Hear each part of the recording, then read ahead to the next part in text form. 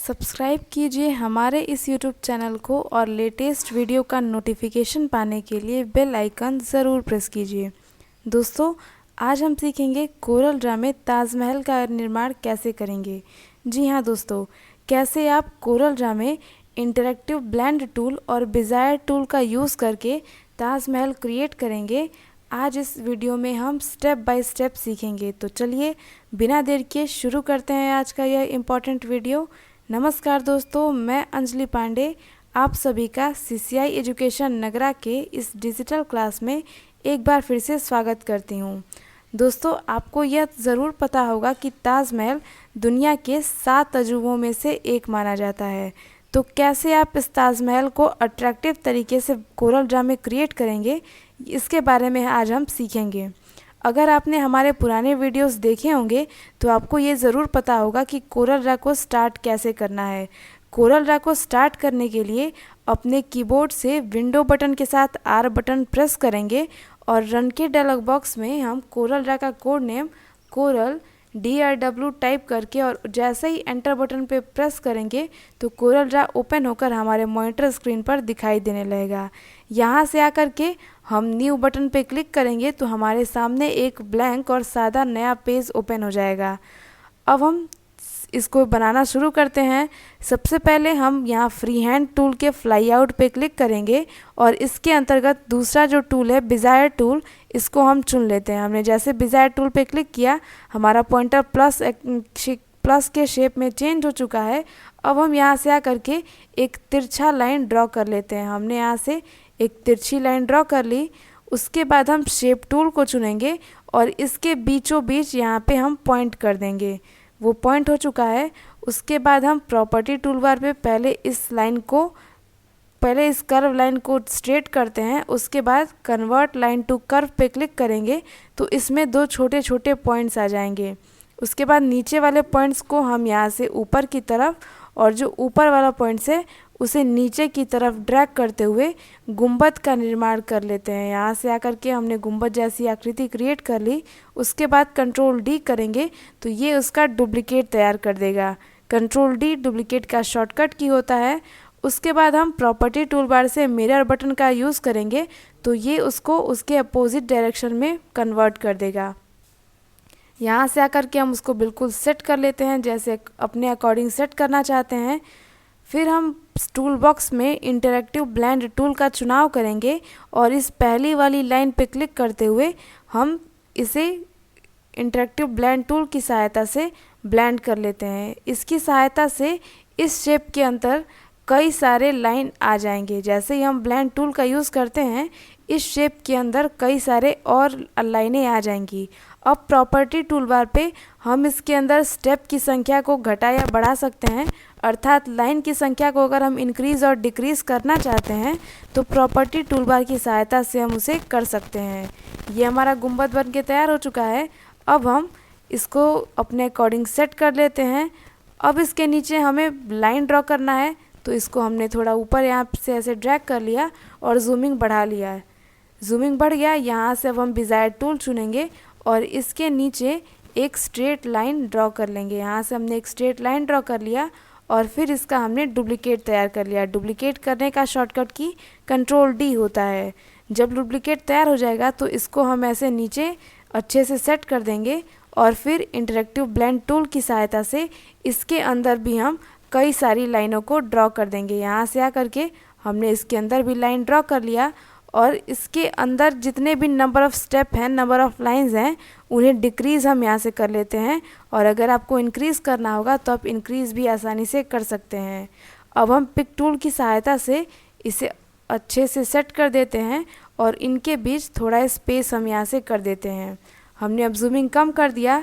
अब हमें रेक्टेंगल लेना है तो हमने रेक्टेंगल टूल का चुनाव किया और इसके नीचे आकर के हमने एक रेक्टेंगल ड्रॉ कर दिया। यहाँ से हमने एक रेक्टेंगल ड्रॉ कर दिया। उसके बाद जूमिंग को हम थोड़ा इंक्रीज़ कर लेंगे। यहाँ से हमने स्क्रॉल बार को नीचे करते हुए नीचे आ गया पेज के। इस रेक्टेंगल पे हम राइट बटन क्लिक करेंगे और पहला ऑप्शन कन्वर्ट टू कर्व का चुनाव करेंगे। इस ऑप्शन को चुनते ही ये जो रेक्टेंगल है वो किसी भी कर्व आकृति में चेंज होने के लिए रेडी हो जाएगा। तो हमने कन्वर्ट टू कर्व पे क्लिक किया। उसके बाद हम शेप टूल की सहायता से इसके जो नीचे वाली लाइन है उसे तोड़ देते हैं। तो यहाँ बिल्कुल मैंने किनारे क्लिक किया और राइट बटन क्लिक करके ब्रेक अपार्ट पे क्लिक कर दिया और फिर कीबोर्ड से डिलीट बटन प्रेस कर दिया। तो आप देख सकते हैं कि जो नीचे की लाइन है रेक्टेंगल की वो पूरी तरह से समाप्त हो चुकी है। उसके बाद हमने जूमिंग को यहाँ से कम कर दिया। अब इस रेक्टेंगल का हमने डुप्लीकेट तैयार करना है। तो इस रेक्टेंगल को चुना और अपने कीबोर्ड से कंट्रोल डी शॉर्टकट की का यूज़ किया। तो इसका डुप्लीकेट बन करके आ चुका है। इसे हम जैसा हमारा पहला वाला रेक्टेंगल है उसके अकॉर्डिंग सेट कर लेते हैं और फिर अपने कीबोर्ड से शिफ्ट बटन की सहायता से इसे अंदर की तरफ हम ऐसे ड्रैग कर देंगे तो ये रेक्टेंगल हमारा छोटा हो जाएगा। उसके बाद हम शेप टूल का चुनाव करेंगे और जो अंदर वाला रेक्टेंगल है उसको चुन करके उसके नीचे के जो दोनों पॉइंट्स है उसको एक साथ सेलेक्ट करेंगे और उसको डाउन एरो की सहायता से उसकी साइज़ को हम इंक्रीज़ कर लेंगे। पहले वाले रेक्टेंगल के अकॉर्डिंग इसकी साइज़ को भी हमने दे दिया और फिर हम यहाँ से चुनेंगे interactive blend tool. Interactive blend tool को चुन के बाहर वाले रेक्टेंगल को चुनेंगे और फिर वही सेम हम ऑप्शन का यूज़ करके इसके अंदर भी हम कई सारी छोटी लाइनों को ड्रॉ कर देंगे। यहाँ से हमने एक बार पॉइंटर टूल चुना, बाहर वाले रेक्टेंगल को चुना और इंटरैक्टिव ब्लेंड टूल पे क्लिक किया और अपने माउस की सहायता से हमने इसके अंदर ब्लेंड का निर्माण कर लिया। यहाँ से आ गए हम और यहाँ से हमने ब्लेंड का निर्माण कर लिया। यहाँ पे जब हम क्लिक करेंगे जिस दिशा में हम इसे ले जाएंगे वो अपने अकॉर्डिंग उसको सेट कर लेगा।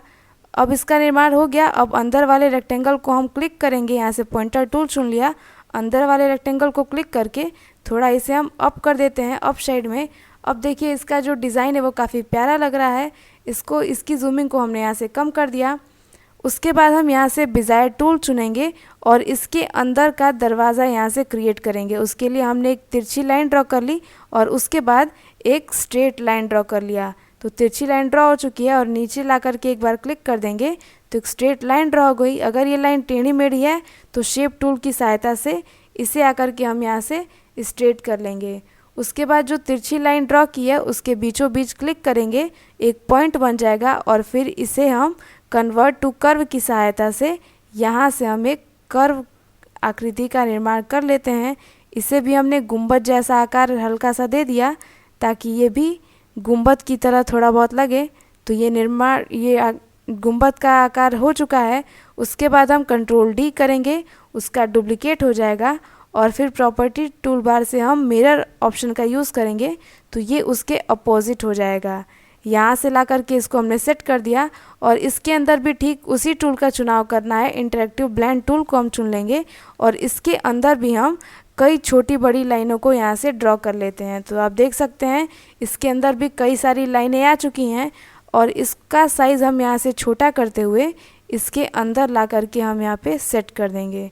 इसको नीचे से हमने थोड़ा छोटा कर दिया और इसको अपने अकॉर्डिंगली यहाँ पे हमने सेट कर दिया। ये हमारा एक हिस्सा बन करके तैयार हो चुका है।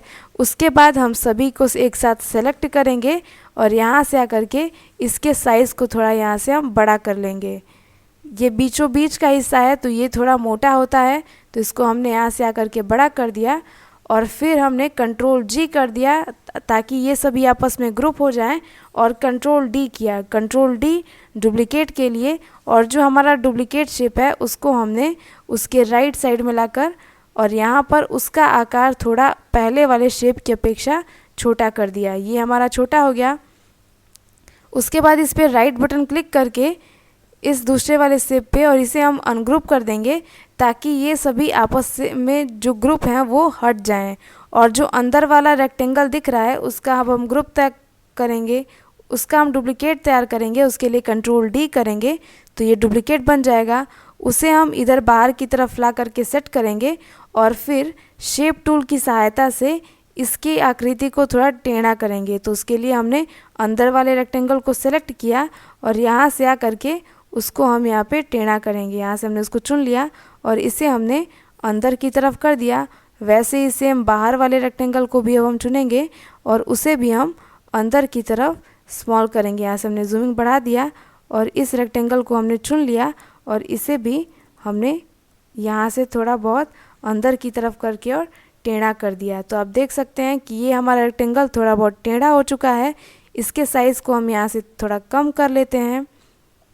यहाँ से हमने इन दोनों शेप को एक साथ सेलेक्ट किया और इसके साइज़ को हमने यहाँ से कम कर दिया। अब ये जो अंदर वाला शेप है उसको हम थोड़ा सा छोटा कर लेते हैं और यहाँ पर हमें दो ऐसा ही सेम शेप लगाना है। तो इसके आकार को हमने छोटा कर लिया और फिर इसका डुप्लीकेट तैयार किया कंट्रोल डी से और उसको यहाँ पर नीचे ऐसे सेट कर लिया। तो आप देख सकते हैं इसके नीचे दो शेप आ चुका है। फिर हम इन दोनों शेप को एक साथ सेलेक्ट करके कंट्रोल जी कर देंगे तो ये आपस में ग्रुप हो जाएंगे और कंट्रोल डी कर देंगे तो डुप्लीकेट हो जाएंगे। और बिल्कुल यही आकृति हमें तीसरे वाले रेक्टेंगल में भी लगानी है। तो यहाँ से आकर के हमने वही सेम डिज़ाइन थर्ड वाले रेक्टेंगल में भी अप्लाई कर दी। उसके बाद हम यहाँ से दूर से इन केवल दोनों रेक्टेंगल जो भी आकृति है उन दोनों को सेलेक्ट करेंगे और कंट्रोल जी कर देंगे तो आपस में ग्रुप हो जाएंगे और कंट्रोल डी करेंगे तो इसका डुप्लीकेट बन करके तैयार हो जाएगा। अब इसे हम इसके दूसरे डायरेक्शन में ला करके सेट कर देते हैं। तो ये अभी उल्टी आकृति है। इसे हमें अपने अकॉर्डिंग सीधा करने के लिए प्रॉपर्टी टूलबार से मिरर बटन का चुनाव करना होगा। जैसे ही हम मिरर करेंगे तो इस आकृति को वो अपने अकॉर्डिंग सीधा कर देगा। अब हमारा ताजमहल का लगभग जो आधा हिस्सा होता है वो बनकर तैयार हो चुका है। अब हमें इसके पिलर्स बनाने हैं। पिलर बनाने के लिए हम बिजायर टूल का यूज़ करते हैं। बिजायर टूल की सहायता से एक यहाँ से हमने हल्की टेढ़ी लाइन को ड्रॉ कर ली। उसके बाद इसका डुप्लीकेट तैयार करेंगे। डुप्लीकेट तैयार करने के लिए कंट्रोल डी का यूज़ करते हैं। उसके बाद आकर के हम यहाँ से मिरर बटन का चुनाव करेंगे और इसे हम यहाँ पर ऐसे सेट कर देंगे। इसको हम जितने डिस्टेंसिंग के साथ सेट करना चाहते हैं यहाँ से सेट कर लेंगे और फिर इंटरैक्टिव ब्लेंड टूल की सहायता से इसके अंदर भी कई सारी लाइनों को हम यहाँ से ड्रॉ कर लेंगे। अगर हम यहाँ से नंबर ऑफ़ लाइन्स डिक्रीज़ करना चाहते हैं तो यहाँ से आके डिक्रीज़ कर सकते हैं। उसके बाद ये जो हमारा आकृति है उसे हम अनग्रुप कर लेंगे ताकि हम इसके गुंबद को कॉपी कर सके। अब इसका जो गुंबद है उसको हमने यहाँ से कंट्रोल डी कर दिया। इसका डुप्लीकेट तैयार हो गया और इसे हम छोटा करते हुए इस पिलर के ऊपर लगा देंगे।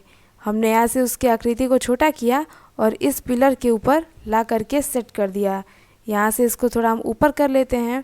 अब ये जो अंदर वाली पतली लाइन है उसका भी हम डुप्लीकेट तैयार कर लेंगे और उसको इस पिलर पे ला करके हम 3 अलग अलग जगहों पर उसे हम सेट कर देंगे। यहाँ पर हमने एक पिलर को यहाँ पर सेट कर दिया और फिर ऐसा ही सेम डिज़ाइन हमने इसको डुप्लीकेट कर दिया।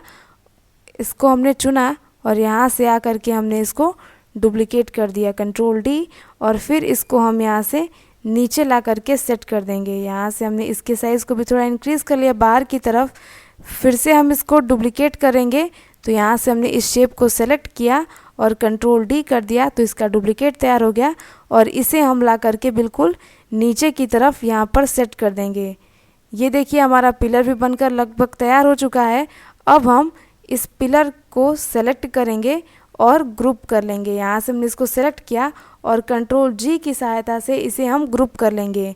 जूमिंग हमने यहाँ से थोड़ी बहुत डिक्रीज़ कर ली ताकि हमें अच्छे से सब कुछ दिखाई दे।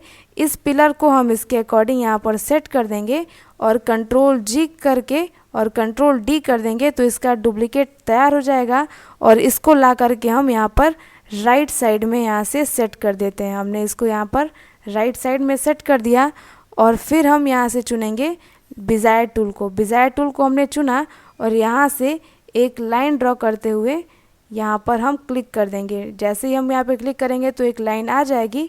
अब हम इसका डुप्लीकेट तैयार कर देते हैं कंट्रोल डी से। इसका डुप्लीकेट तैयार हो गया और इसको हमने नीचे यहाँ पर सेट कर दिया।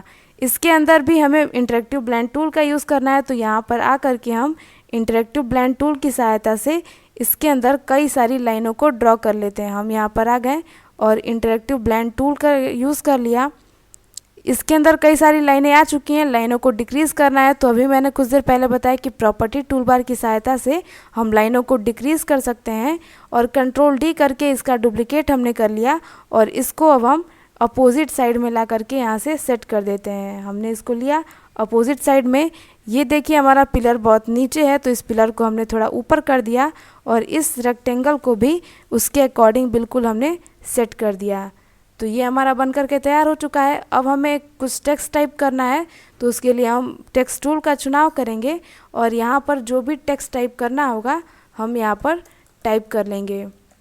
अभी टेक्स्ट आपको दिख नहीं रहा है, यहाँ से हमने कंट्रोल A किया, टेक्स्ट हमारा सेलेक्ट हो चुका है और फॉर्मेटिंग टूल बार से आकर के यहाँ से हमने किसी अन्य फॉन्ट को चुना तो हमारा टेक्स्ट अभी शो होने लगेगा। यहाँ से आकर के इसके फॉन्ट साइज़ को हमने इंक्रीज़ कर लिया, फॉन्ट साइज़ बढ़ गया और इसे हम बीचों बीच ला करके इसके सेट कर देते हैं। यहाँ से हमने इसको बोल्ड कर लिया, गाढ़ा हो जाए, और इसके लिए जो भी कलर देना होगा हमने यहाँ से इसको कलर दे लिया।